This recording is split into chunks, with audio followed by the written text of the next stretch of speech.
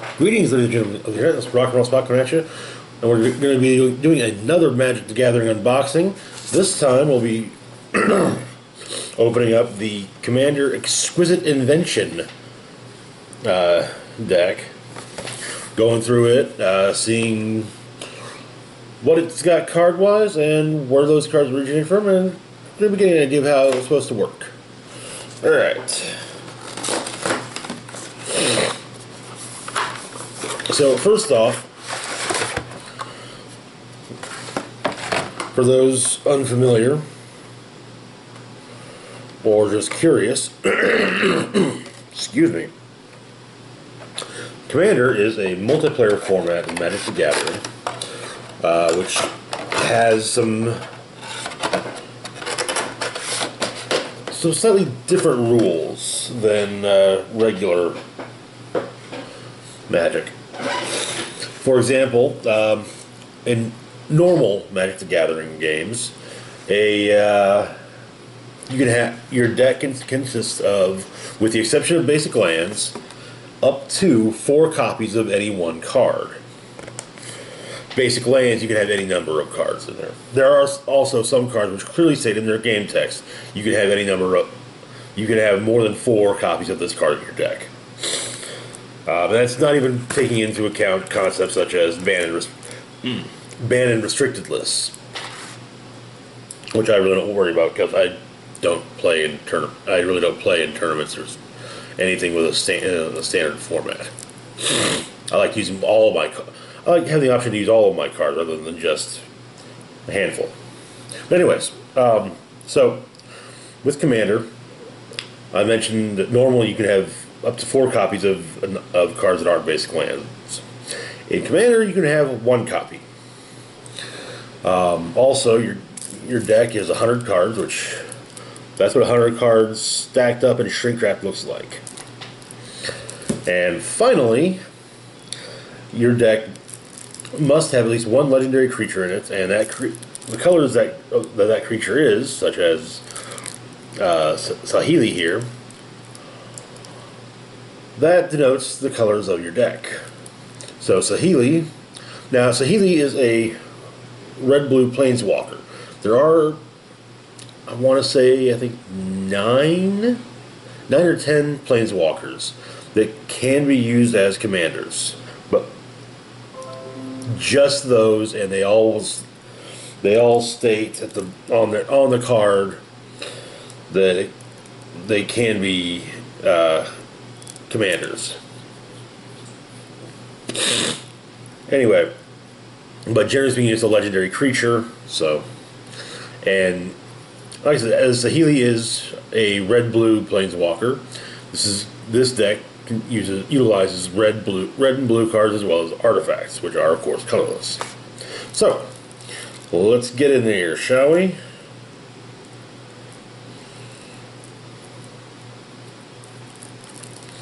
So I can get that. Yeah, there we go. Alright, so first off we got Saheeli the Gifted. This is her first appearance in the game. Well, this is this version of Saheeli's first appearance. Saheeli herself first showed up in the Ravnica set. Or not Ravnica. I've got Ravnica on the mind because of all the Ravnica stuff. She was in the Kaladesh set initially. And in fact showed up in a lot of the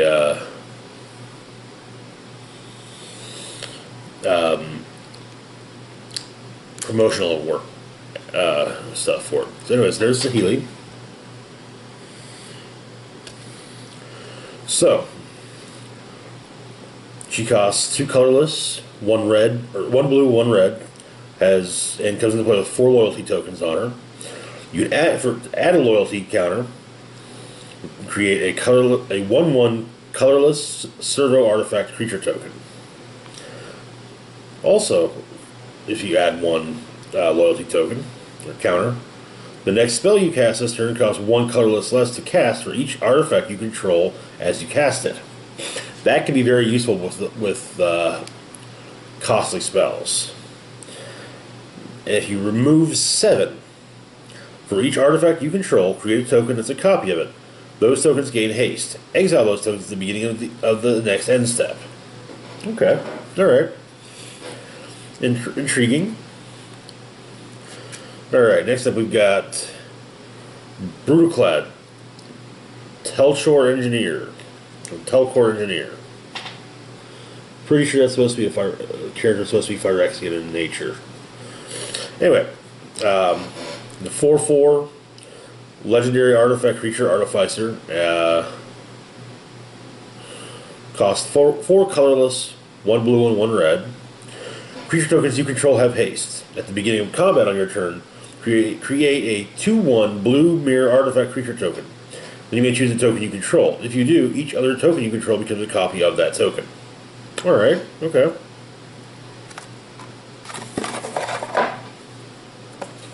Let's stack them there. And then we got Tanos, Urza's Apprentice, who has been a character in the lore of Magic the Gathering for quite some time over the years.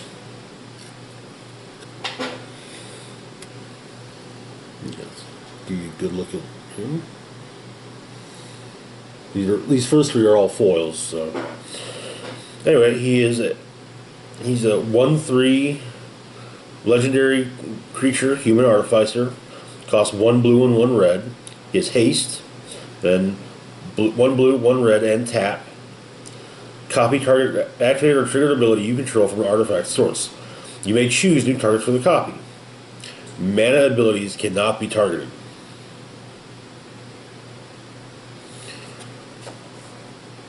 Alright, so first and generally every, it looks like this one, what I should is actually 2, 3, 4, 5, 6, 7, 8, 9, 10, 110 cards stacked up and shrink wrapped. As there's also usually a number of double-sided creature tokens, because it's pretty much every commander deck includes something that creates tokens, be they creature tokens or an artifact a token that's an artifact equipment. Yeah, there's always seems to be tokens within a commander deck. Alright, next up we've got Loyal Drake. Now let's see where this first appeared.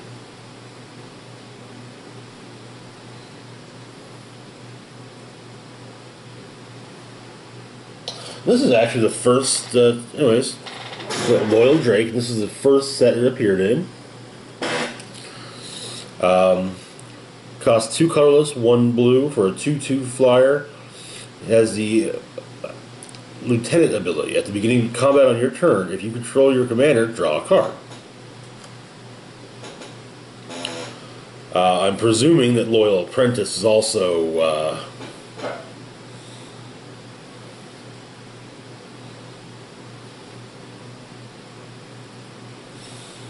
which is the next card we got.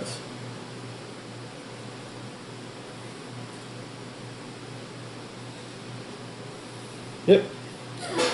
Loyal Apprentice. Costs 1 colorless, 1 red. 2/1 human artificer with haste. Also has the Lieutenant ability. At the beginning of combat on your turn, if you control your commander, create a 1/1 colorless Thopter artifact creature token with flying. That token gains haste until end of turn. Okay, alright.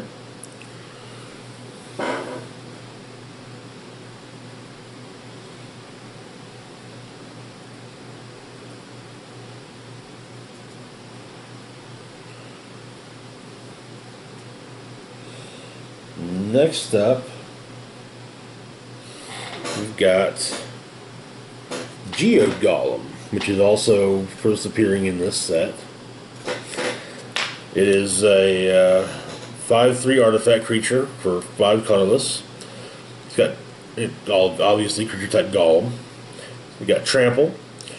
Whenever it deals combat damage to a player, you may cast your commander from the command zone without paying its mana cost. You still pay any additional cost. For example,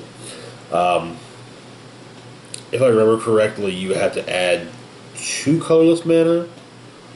I think you add an additional amount of colorless mana to the casting cost for each time it's been put in the battlefield from the command zone.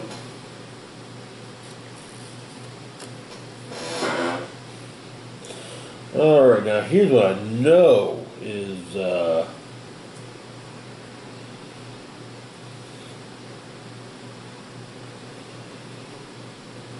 not getting his first appearance. Ethereum Sculptor. This is actually what I'm at a point of trying to get as many as possible for various artifact decks. So the Ethereum Sculptor is a blue Vedalken Artificer artifact creature. 1/2 with a casting cost of 1 colorless and 1 blue. Artifact spells you cast cost 1 colorless less to cast. That's the main reason why I intend to put him in, try to get him in every artifact deck.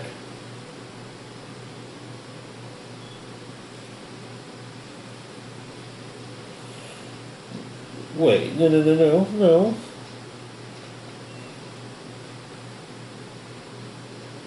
Yeah, okay, originally put from Shards of Alara. I'm misreading this whole thing, so I'm gonna look back at the Geo Golem right quick. I don't really look much at. Okay, yeah, it is the first up. This is the first up for Geo Golem. All right. Next up, we got Into the Royal, which is from one of the Zendikar sets. Okay, so Into the Royal, which initially appeared in the first Zendikar set. So the instant costs 1 colorless and 1 blue. Has a kicker cost of 1 colorless and 1 blue. And you return target non-land permanent to its owner's hand. If this spell was kicked, draw a card. Okay. Not bad. It's kind of a 2-in-1, but you're still paying both costs. However, it does especially for formats where you have it's with it being 2-in-1, you do have basically, like I said, where you would have 2 cards, one that says, hey, return non-land permanent to its owner's hand, and another that says draw a card. You now just got 2. You now just got 1. So, all right.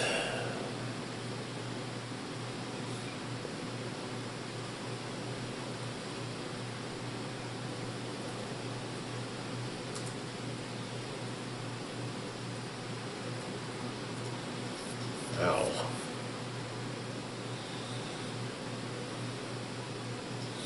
Alrighty. Next up, we've got Reverse Engineer. It's a blue sorcery. Costs 3 colorless and 2 blue. It's originally from the Aether Revolt set, which is the second set in the Kaladesh block. We've got Improvise, which is Convoke for the Celestian, but for artifacts instead of creatures. And it only colors colorless mana. But yeah, Reverse Engineer allows you to draw 3 cards. Up next, we've got Thirst for Knowledge.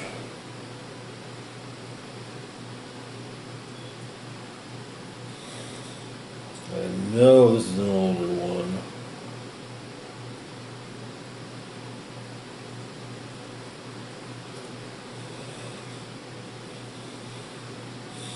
It's a blue instant.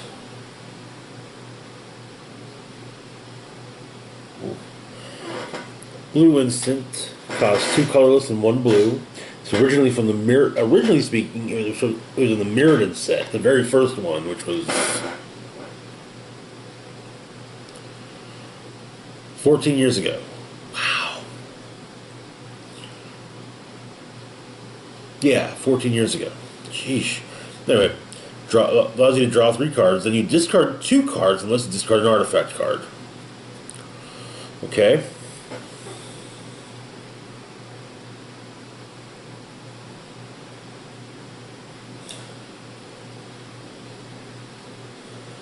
Next up, we've got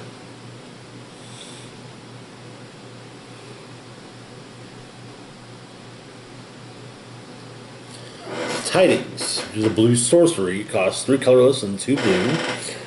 And it allows you to draw 4 cards. It's originally published in the way back in 9th edition.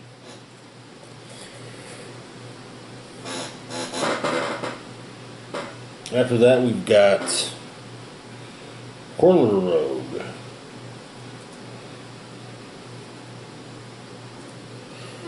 which is a blue human rogue artificer. Costs 2 colorless and 2 blue for a 2/2. When it enters the battlefield, you create 2 colorless Thopter artifact creature tokens with flying. You can tap 2 untapped artifacts you control. Target creature can't be blocked this turn. Okay, that's pretty cool. And the Whirler Rogue first appeared in Magic Origins. Next up, we've got Thopter Engineer,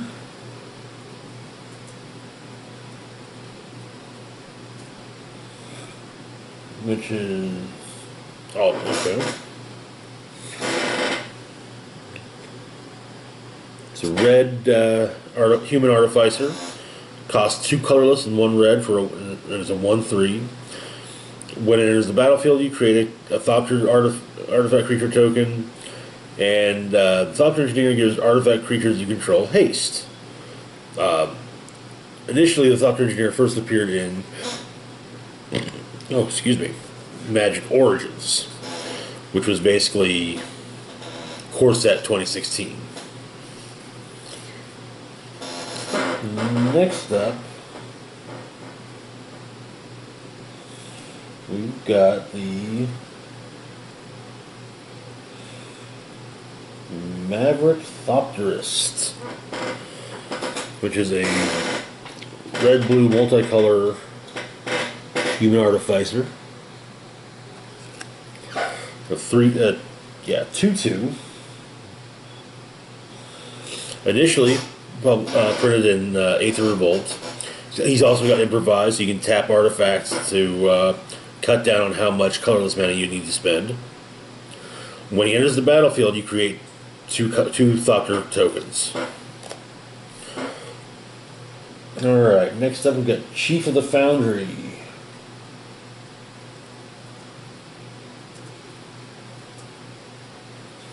Which I think... I was wrong. And it's a construct. It's an artifact creature as well. Costs 3 colorless to cast for a 2/3, and artifact creatures you control get +1/+1. Next up, you have the Commander's Sphere. Now, Commander's Sphere is an odd one.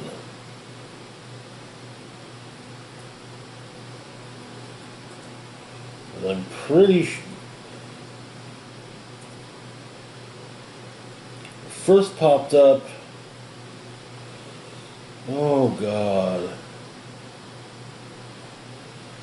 Way back in Commander 2014. I say way back, 4 years ago. But yeah, this is initially popped up in the 2014 Commander decks.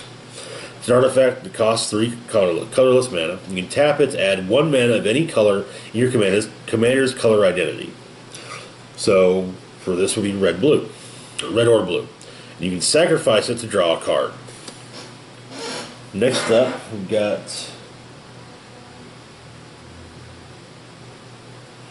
the Dreamstone Hedron. If I remember correctly, it was initially from one of the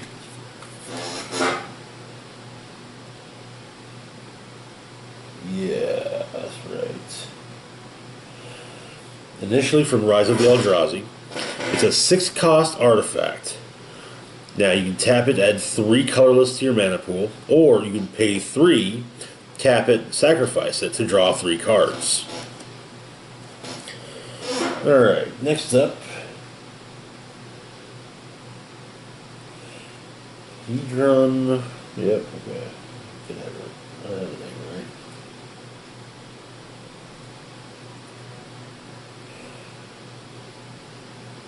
Oh, this bad boy's initially from the original Zendikar set. It's a 4-drop, 4-cost artifact. You can tap it to add 2 colorless, or you can spend 2 colorless, tap it, sacrifice it to draw 2 cards. Next up, we've got the Izzet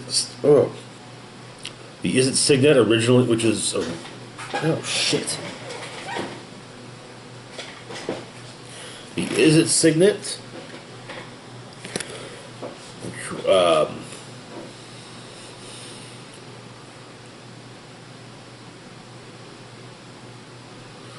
which, it's a 2-drop artifact, 2-cost artifact, costs.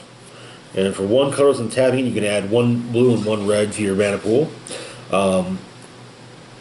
I remember correctly, these are originally from the signets were, yeah. That's originally from the first rad. Let's see. Can't remember if they were from the first or second set.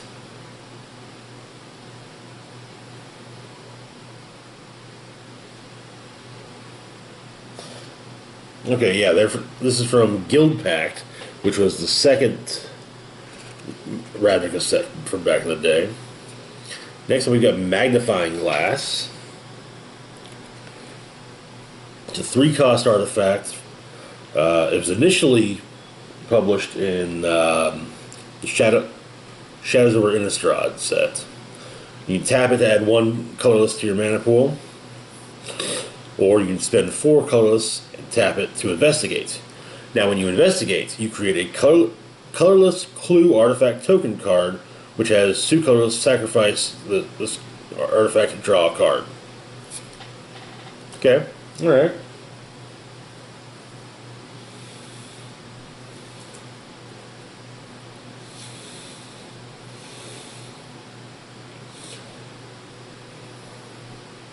Oh boy. Next up, we've got Mind Stone, which is a 2-cost artifact from all the way back in the Weatherlight set, which was released, if I remember correctly, I want to say in the mid-90s?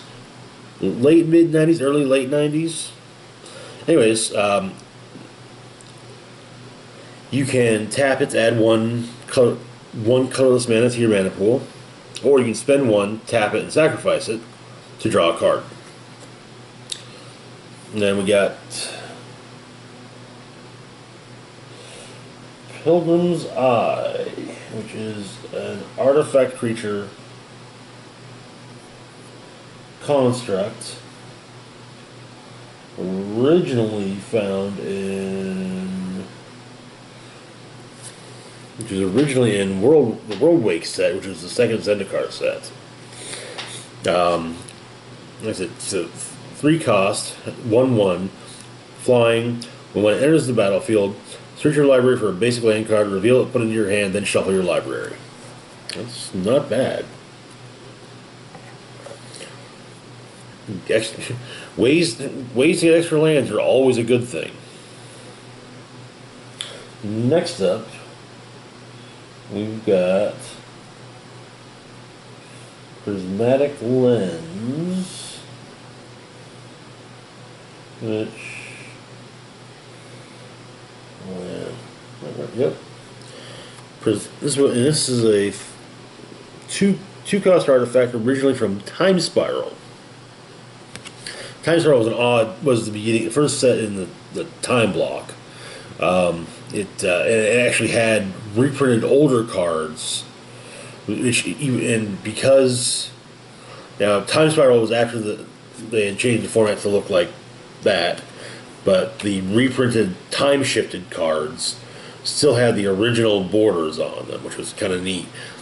And these are cards that some of these cards have been reprinted since, but with the modern borders. So it was kind of cool to have them reprinted with the original borders. Anyway, so you can tap this for one colorless, or spend 1 mana and tap it to add 1 mana of any colored. Okay, all right, not bad. Next up, we've got Grappling Claws.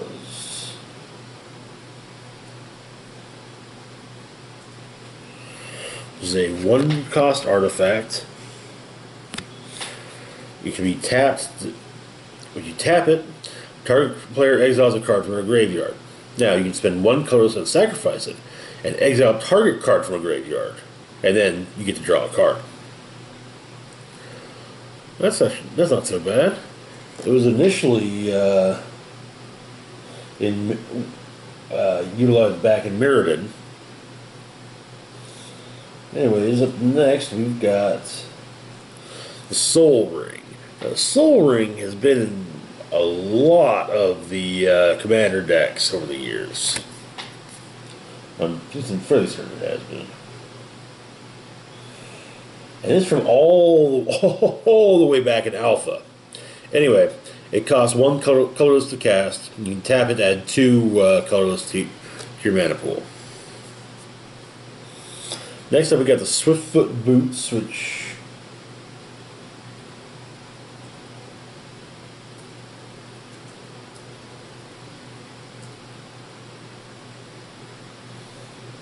interesting. Anyways, Swiftfoot Boots, which were initially in the 2012 core set. They're an artifact equipment, 2 colorless to cast, with an equip cost of 1. The equipped creature has hexproof and haste. Okay, that hexproof is always good. The haste is good for the first turn. Anyway. After that is the Unstable Obelisk.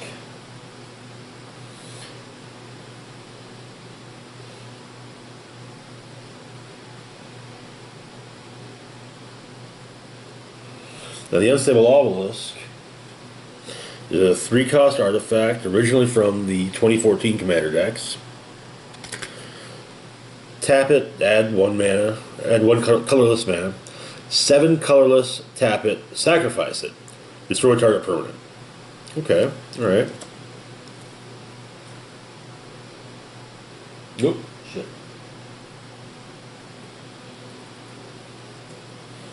Next up, we've got the Vessel of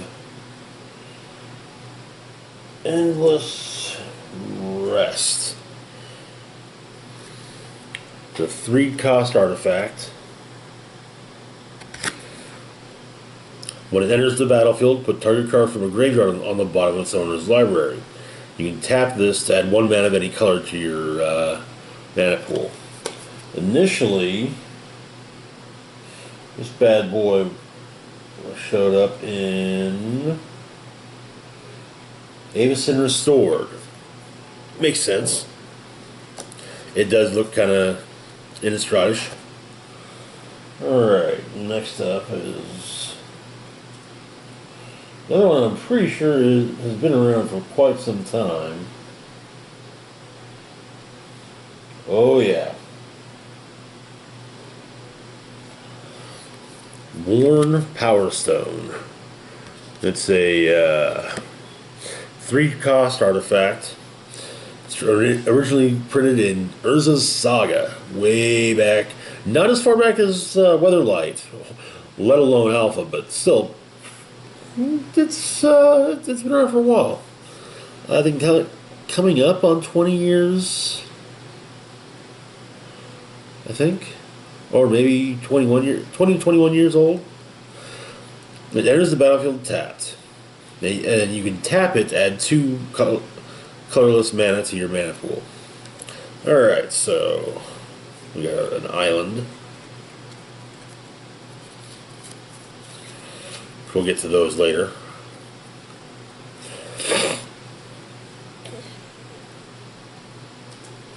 Anyways, Next up, we've got Echo Storm, which is a blue sorcery. It costs 3 colorless and 2 blue. Initially, this is actually the first time it's ever been made. When you cast a spell, copy it for each time you cast your commander from the command zone in this game. You may choose new targets for the copies. Then you also create a token that's a copy of target artifact. Alright, okay.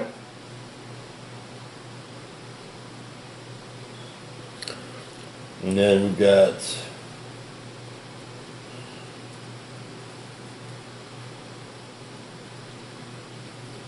the Veldkin Humiliator, which is a Veldkin Wizard, blue Veldkin Wizard, costs 3 colorless and 1 blue for 3/4.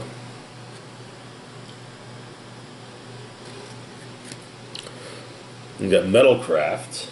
Give you an idea of where you. Oh. Whenever the Veldkin Humiliator attacks, if you control 3 or more artifacts, creatures your opponents control lose all abilities and they have base power and toughness 1/1 until end of turn. And this is actually the first set that this has ever shown up in. So that's definitely something interesting. We've got next up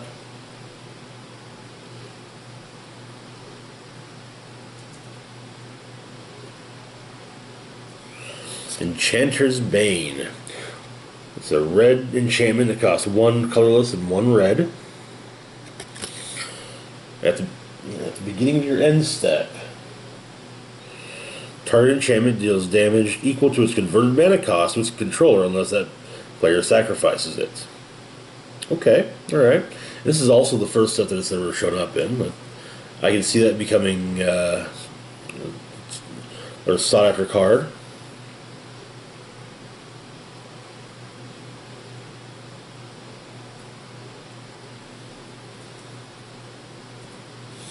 Next up, we've got Healy's Directive. I'm pretty sure this is. Yeah, this is.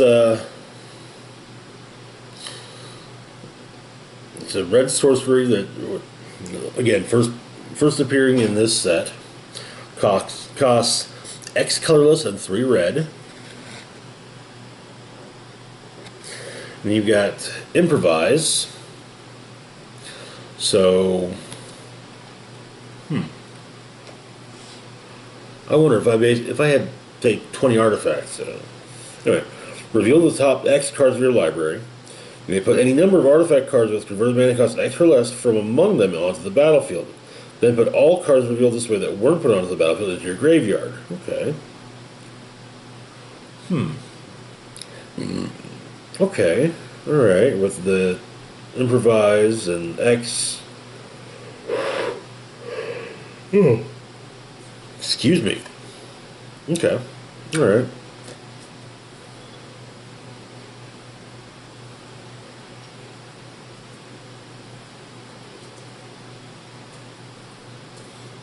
Next up, we've got Treasure Nabber. A 3/2 Goblin Rogue for 2 colorless and 1 red. Whenever an opponent taps an artifact for mana, gain control of that artifact until the end of your next turn.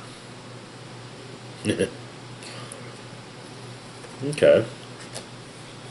And also, this is its first ever appearance.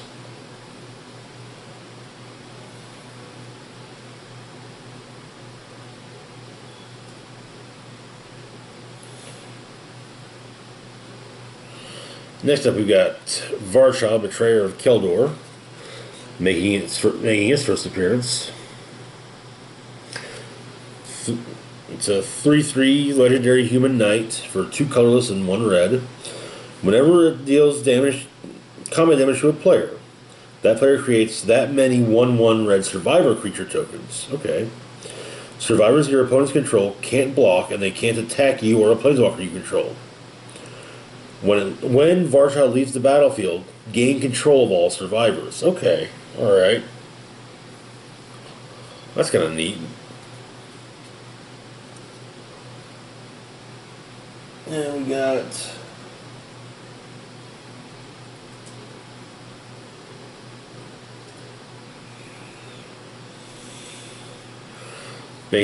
Also making its first appearance, Ancient Stone Idol. It's a 10 cost artifact golem for a 12/12. You've got flash, so it can be played at any time. Costs one colorless mana less to cost for each attacking creature.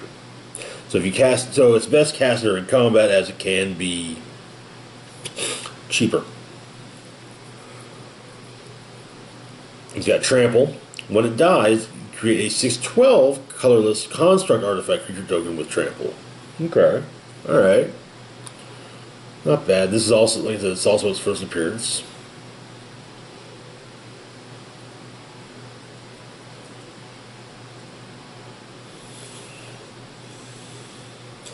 Next up, we've got Coveted Jewel for a 6 cost artifact. Also making its first appearance in Magic the Gathering. When it enters the battlefield, draw 3 cards. Tap, add 3 mana of any one color.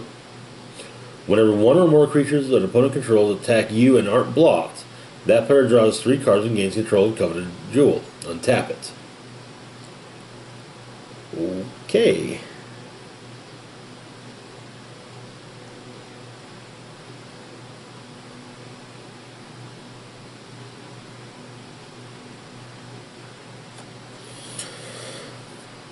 So you probably want to make sure to always block with when you're running that.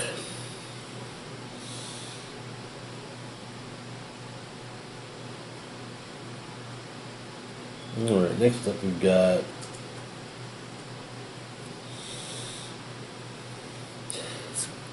again, also making its first appearance, Endless Atlas, a 2 cost artifact. 2 colorless, tap, draw a card. Activate this ability only if you control 3 or more lands with the same name. Okay. I can see that as being very good for monocolored decks, especially.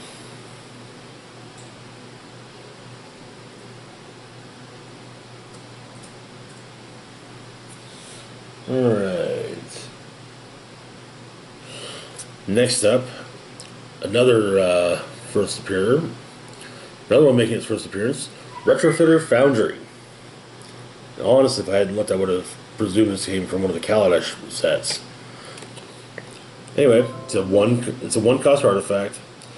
3 colorless, untap Retrofitter Foundry. 2 colorless, tap. Create a 1/1 colorless servo artifact creature token. 1 colorless, tap. Sacrifice a servo. Create a 1/1 colorless Thopter token. Tap. Sacrifice a Thopter.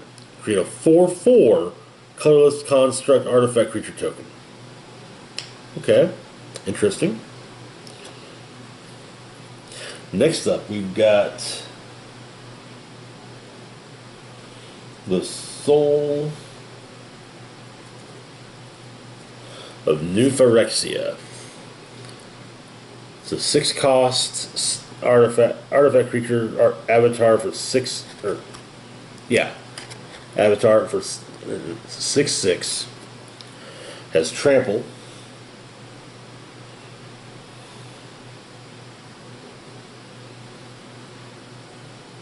First appeared in the 2015 core set. Alright, so 5 colorless. Permanents you control gain indestructible until end of turn. 5. Exile from graveyard. Exile Soul of New Phyrexia from your graveyard. Permanents you control gain indestructible until end of turn. All of the soul cycle, which were all each souls of a plane, and each one were single colored, and of course, and would the color they were matched up nicely with the plane they were representing. They all had an ability, and then you could exile them from a graveyard and do the ability from that way as well. All right.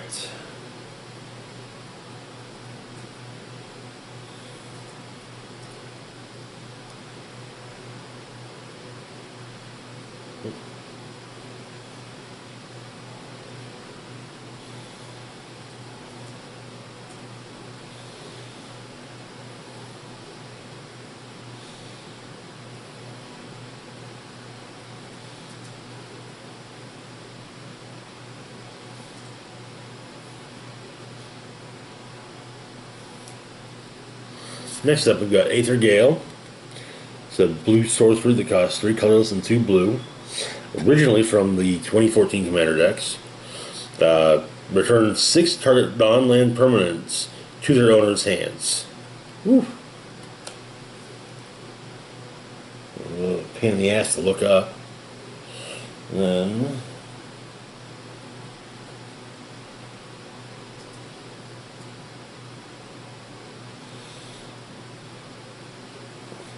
got the Inkwell Leviathan. It's an artifact creature, Leviathan. It costs 7 colorless and 2 blue for 7/11. Yes, I find that funny and I probably should. Got Trample, Island Walk, and Shroud. So, with Shroud is the not as fun precursor to Hexproof. I personally prefer Hexproof to Shroud, as with Hexproof I can still do things to a creature, but my opponent cannot. With Shroud, no one can do nothing to it except for blocking it. And if my opponent controls an island, they can't block it either. That can be done. Anyway, it initially appeared in Conflux from the Shards of Alara block.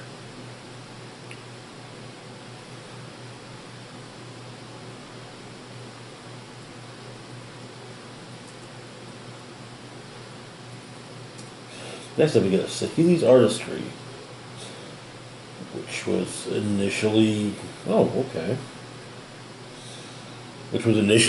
published in Kaladesh.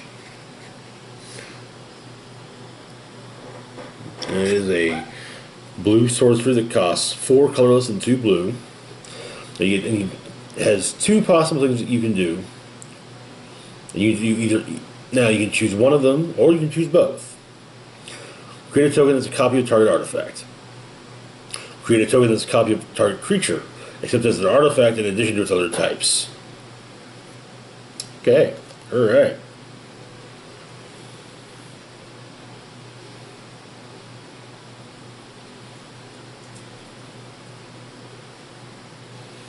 Next up we've got Sharding Sphinx. It's a blue artifact creature. Sphinx, obviously. Costs 4 colorless and 2 blue and it's a 4/4. Has flying. Whenever an artifact creature you control deals combat damage to a player, you may create a 1/1 blue creature token. And it's initially from Shards of Alara.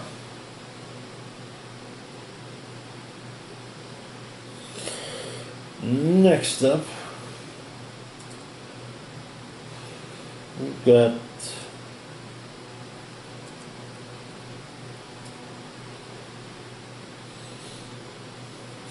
Thopter Spy Network, which was originally published in Magic Origins. It's a blue enchantment. Costs 2 colorless and 2 blue. At the beginning of your upkeep, if you control an artifact, create a 1/1 colorless Thopter token. Whenever one or more artifact creatures you control deal combat damage to a player, draw a card. Okay. I love me some card draw, so anything that says draw a card immediately has a ooh. It's gonna make me kind of look at it and say, well, how you doing? Next up, we've got Blasphemous Act. It's a red sorcery that costs 8 colorless and 1 red. It was initially from the Innistrad set. And it costs 1 colorless less to cast for each creature on the battlefield. Blasphemous Act deals 13 damage to each creature. Ooh.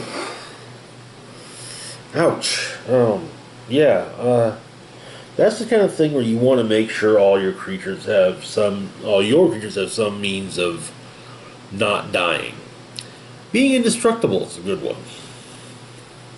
I guess I can see that working well with in conjunction with the first version of Elspeth and her ultimate ability, making all your permanents indestructible. Okay, I can see that. Yeah.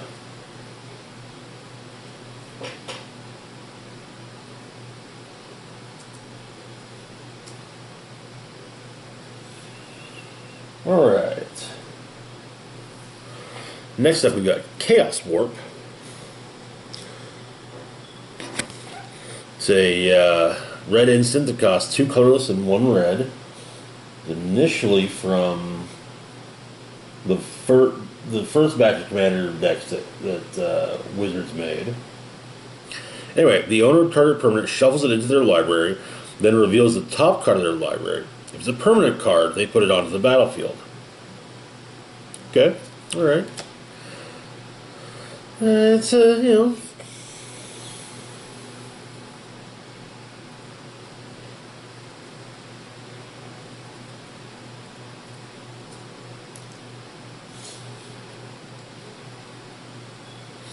Next up, we've got Hellkite Igniter. This is obviously a red dragon. It costs 5 colorless and 1 red. It's flying and haste.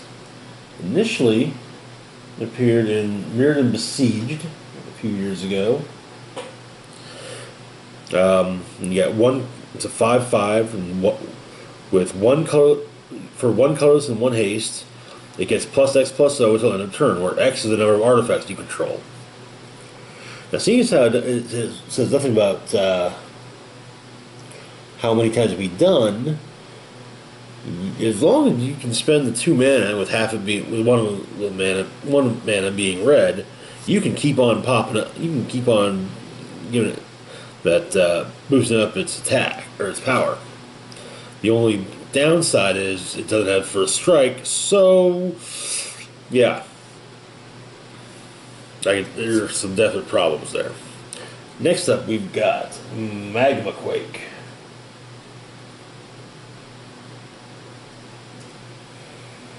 I know this was done before. Yeah, originally from the 2013 core set. Magma Quake is a red instant that costs X colorless and 2 red. It deals X damage to each creature without flying and each planeswalker. Now that's kind of a... The fact that it also his planeswalkers, that makes it quite the good thing. But again, you have to be careful because it's going to hit your own as well. Of course, if you're not running any planeswalkers, well. Or maybe you're running a deck with nothing but flyers, and well, at this point, you don't really need the non-flyers, well, mostly flyers, and at this point, you don't need the non-flyers because, well, you got enough mana. Anyway. Next up, we've got the Blinkmoth Urn, which is initially, I want to say, from the very first Mirrodin. Yep. It's an artifact from the very first Mirrodin set. There. Kind of like the way it looks. Anyway, it's a 5-cost artifact. At the beginning of each player's pre-combat main phase, if it's untapped, that player adds 1 colorless for each to their mana pool for each artifact they control. That can be very useful, obviously. Alright, next up, this is an oldie.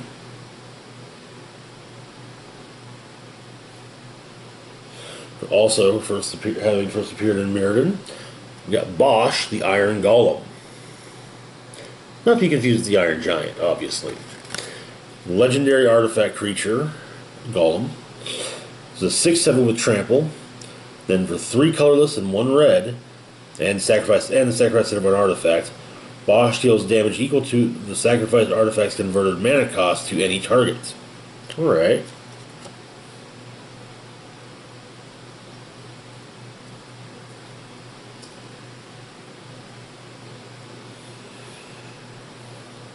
Really?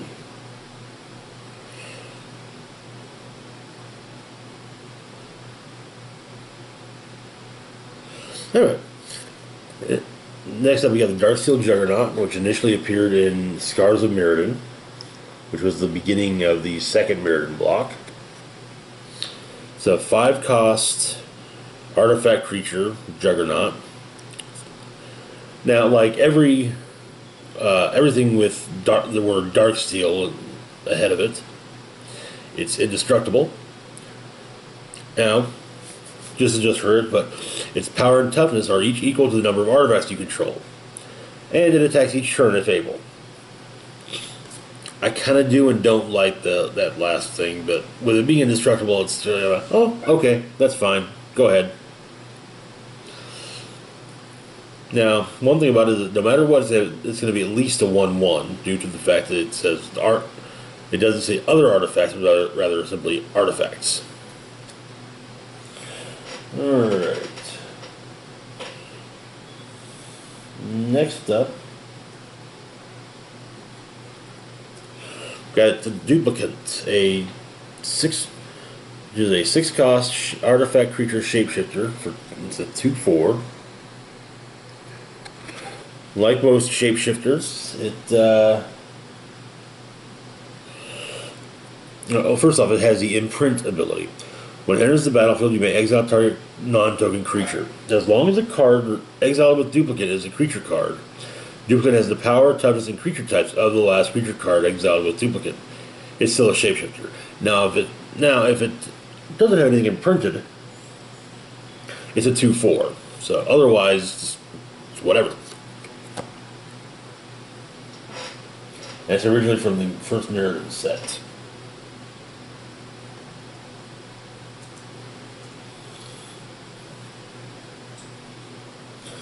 Now we got the Mimic Vat, which was initially from Scars of Mirrodin as well. Which is a 3-cost artifact. Also has the imprint ability. Whenever a non-token creature dies, you may exile that card. If you do, return each other card exiled with Mimic Vat to its owner's graveyard. Now for 3 colorless and tapping the Mimic Vat, you may create a token that's a copy of a card exiled with Mimic Vat. It gains haste. Exile at the beginning of the next end step. Okay? I'm surprised at how much. Actually, I really shouldn't be surprised at how much Mirrodin stuff is in this deck. Obviously, a deck that's with Saheeli and her being from Kaladesh. Of course, it would be heavy on artifacts. I guess I just figured heavier on Kaladesh artifacts as opposed to Mirrodin artifacts. Anyway.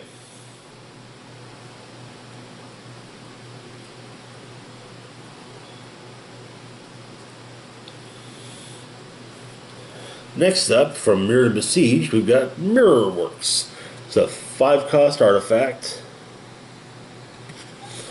And whenever another non-token artifact enters the battlefield under your control, you may pay 2 colorless. If you do, create a token that's a copy of that artifact. You can see the use there. And next up, we've got the Mirror Battlesphere.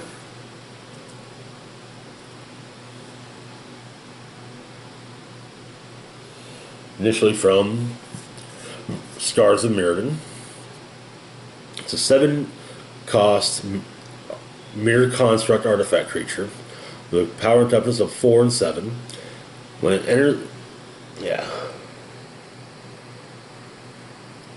my opinion, definitely a must for a mirror deck. It's to provide Anyways, when it enters the battlefield, create 4 1/1 colorless mirror artifact creature tokens. Whenever Mirror Battlesphere attacks, you may tap X untapped mirror you control. If you do, Mirror Battlesphere gets +X/+0 until end of turn and deals X damage to the player or planeswalker it's attacking. Okay. Alright.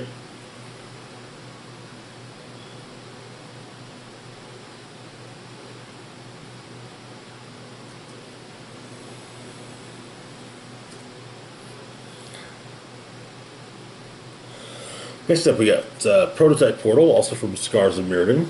It's a 4-cost artifact with the imprint ability.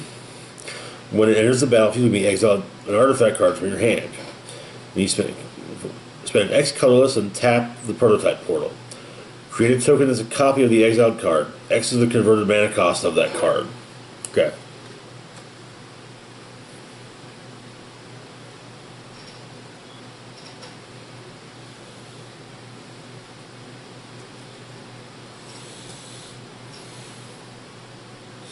Next up, we got the Psychosis Crawler, which was initially from Mirrodin Besieged. It's a 5-cost artifact creature, and horror is the primary type. Its power and toughness are each equal to the number of cards in your hand.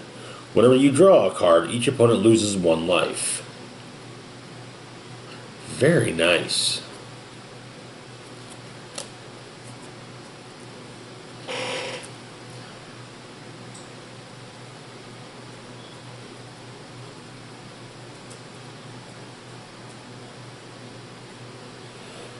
Next up, we've got the Skettling Doom engine, which was initially from the 2015 core set.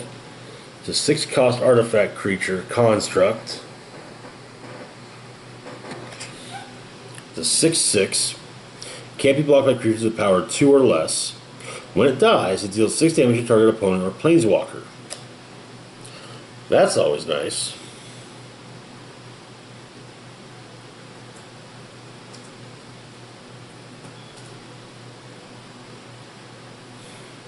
Next up, originally from Scars of Mirrodin, we've got Steel Hellkite. Steel Hellkite is a 6-cost artifact creature dragon.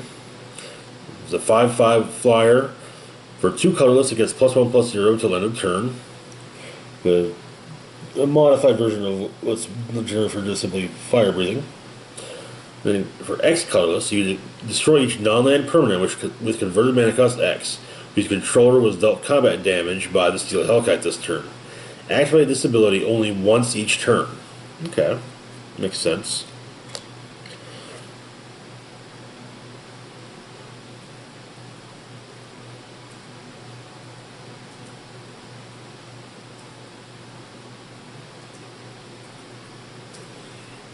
Next up, we've got Thopter Assembly, a 6-cost artifact creature, Thopter. It's a 5/5 with flying. We're originally from Mirrodin Besieged.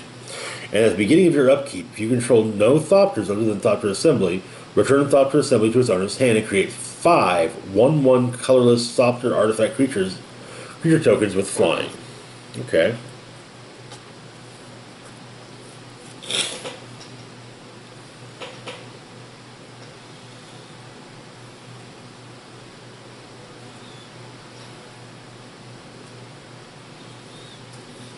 Next up, we got the Unwinding Clock, which is a 4-cost artifact. Was originally in the New Phyrexia? Yeah, the New Phyrexia set. Allows you to untap all artifacts you control during each other player's untap step. That, I can see the use there. Okay. Alrighty, and now it's nothing but lands. As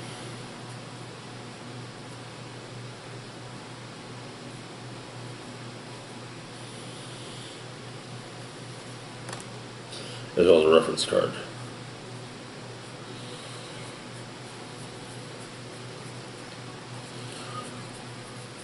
Alright, so we've got Forge of the Heroes.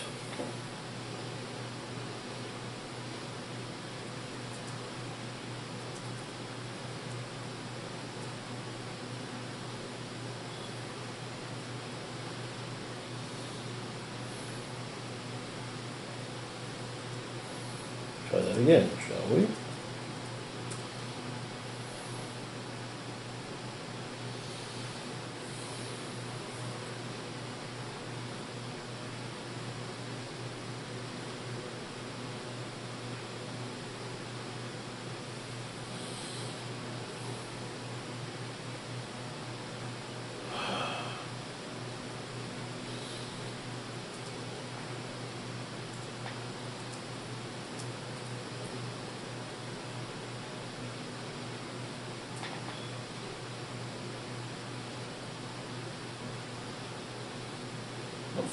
No wonder.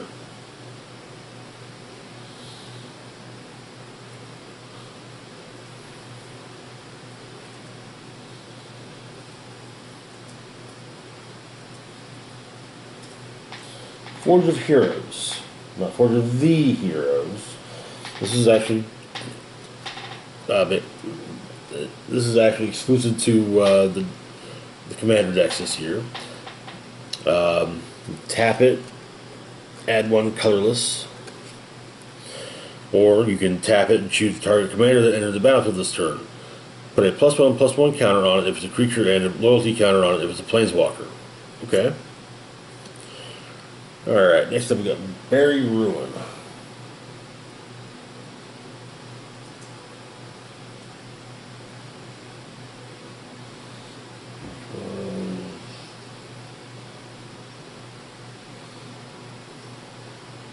Initially from the 2012 core set. Anyways, tap it, add one colorless. Or spend two colorless, tap it, sacrifice it. Return target artifact card from your graveyard to your hand. Okay. We got the command tower next.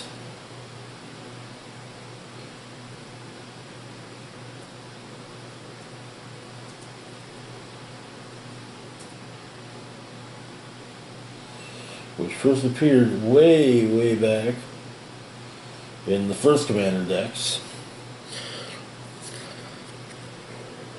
There you go. Okay. Tap it to add one mana of any color in your commander's color identity. Next up, we've got the Darksteel Citadel, which initially appeared in the Darksteel set, which was the second of the set in the initial Mirrodin block. It's indestructible. It's an artifact land, and it can be tapped for one colorless. Next up, we've got Foundry of the Consoles. Initially from Magic the Gathering Origins. It's a land, can be tapped for one colorless, or you can spend 5 colorless, tap it, and sacrifice it, create 2 colorless stopper tokens. Next up, you've got the Great Furnace from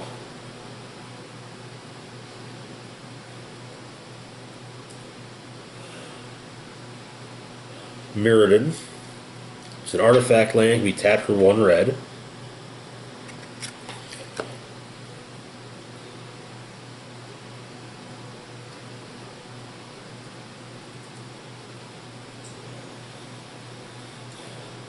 After that, we get the Highland Lake.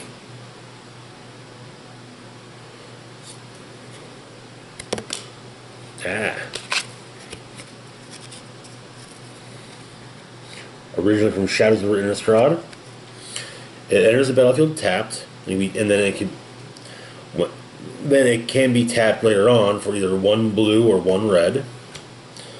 We got the Is It Boiler Works, which initially appeared in, I want to say,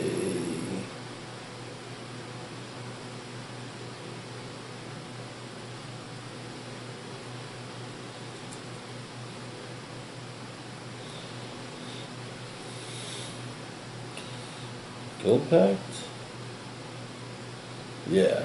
Originally from Guild Pact. It also enters the battlefield tapped. When it enters the battlefield, you return a land you control to its owner's hand.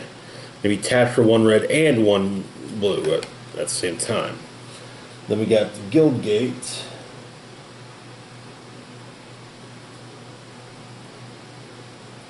Is it Guild Gate?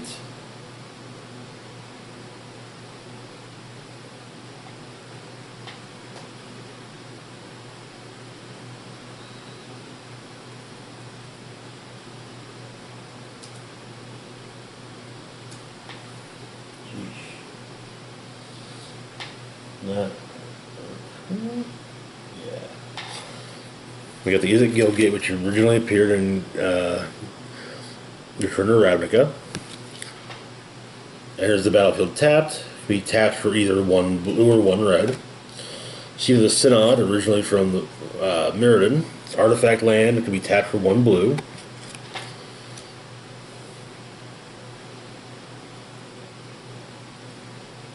And finally, Swiftwater Cliffs. Enter the battlefield tapped. When they enter the battlefield, you gain one life. They can be tapped for either one blue or one red, and they originally appeared in Cons of Tarkir. Yeah, having appeared in Cons of Tarkir. And that, ladies and gentlemen, is the Exquisite Invention Commander deck. I feel kind of bad that I didn't do one of these for the Nature's Vengeance deck when I picked that up a few months back, but I kind of had this idea of, yeah, if I'm going to do one, I need to do them all at once, as opposed to, no, I can do the commander decks one at a time. There are 2 or 3 other commander decks this year that I still don't have, and I do intend to get them at some point, and I'll probably do an unboxing video on each one of those when I get them, if and when I get them. I know one of them has a heavy emphasis on creature totem auras, god damn, I can't remember. It was a group of aura creature enchantments, initially way back, I want to say in Rise of the Eldrazi, but yeah, they basically, it's got even more. But hell, to be perfectly honest, that one has a large focus on, just from what I can tell, aura enchantments. So anyways, that's it for today. Tomorrow we're going to have our comic book roundup, and after that we'll see what's what. Anywho, as always, feel free to like, share, and subscribe. Hit the notification bell. Be notified of new content on the channel.